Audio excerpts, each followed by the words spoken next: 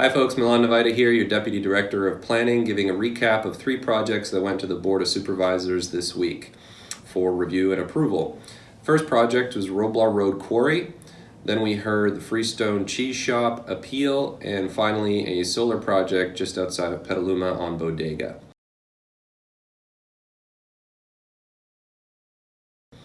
So with Roblar Road Quarry, this is an approved quarry that the applicants come back and ask to modify some of the conditions that were applied to their project.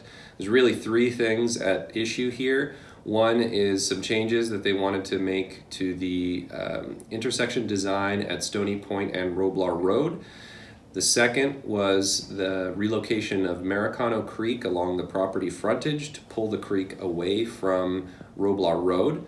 And the third was improvements to Roblar Road because new trucks are going to be using the road on the designated haul route, and a new bike lane had to be installed.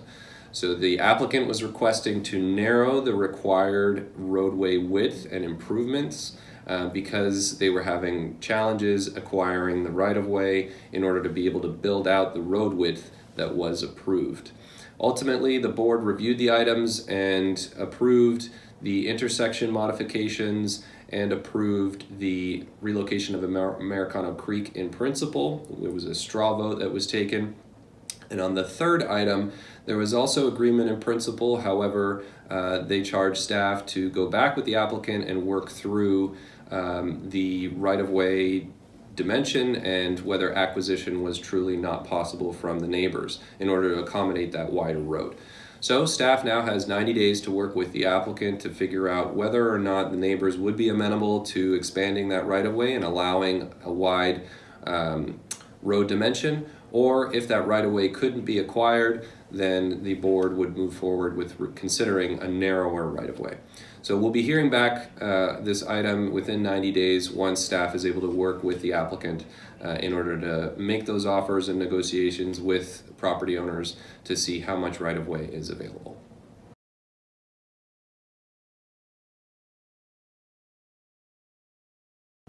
The second item we heard was an appeal of a Board of Zoning Adjustments approval to grant an ABC and alcohol license to the Freestone Cheese Shop.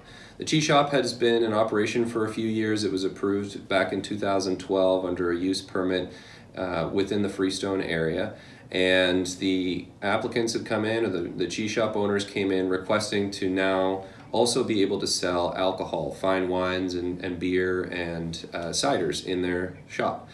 So this requires a state license, and it requires our review and approval of the request to sell that alcohol. Ultimately, staff approved the original application, and staff's approval was appealed. That went to the Board of Zoning Adjustments. They heard the testimony from the applicant and the appellant, and decided to deny the appeal and uphold the approval for the store to sell alcohol. And then it finally got appealed again to the Board of Supervisors, which we heard this week.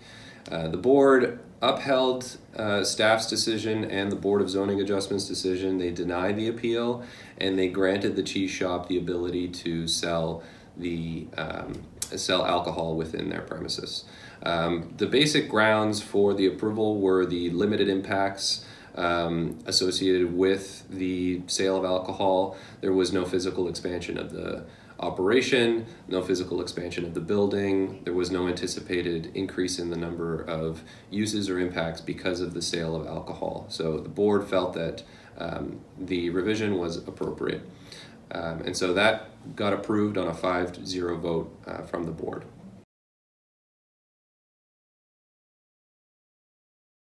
And finally, the third item was a solar project outside of Petaluma on Bodega Avenue.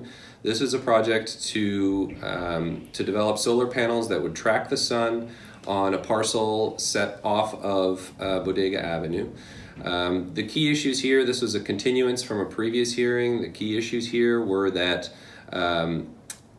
our regulations and our general plan require that solar projects in agricultural areas must demonstrate that they are preserving agriculture as the primary use.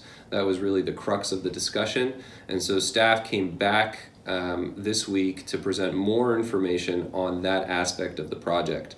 Ultimately, what staff was able to recommend to the board is approval because the design of the solar panels in these tracking mechanisms set each panel apart, and in the spaces between the panels we were able to find that we could continue grazing operations and continue agricultural use while also having the solar panels.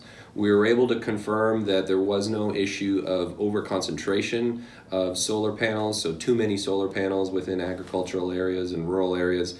That was not an issue here because of the amount of acreage that was under non-solar use, and the amount of solar projects that we had approved so far were so de minimis. Ultimately, the board considered the item and approved it on a 4-1 vote. The challenge with this one was this feeling of the rural character preservation. However, the only dissenting vote was on the grounds of needing to think through better how we integrate solar projects in agricultural areas. And we're going to now pick that up and work on the solar ordinance that allows solar within agri areas to establish better criteria so we can review projects in the future more effectively.